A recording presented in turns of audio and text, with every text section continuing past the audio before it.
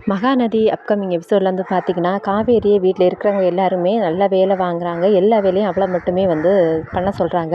இதை கவனிக்கிற நிவினுக்கு ரொம்ப சங்கடமாக போயிடுது. ஸோ காவேரிக்கிட்ட போய் கேட்குறாங்க, "நீ எதுக்கு இப்படி வெயிட் தண்ணியெல்லாம் தூக்குற? நான் வேணா ஹெல்ப் பண்ணட்டுமா?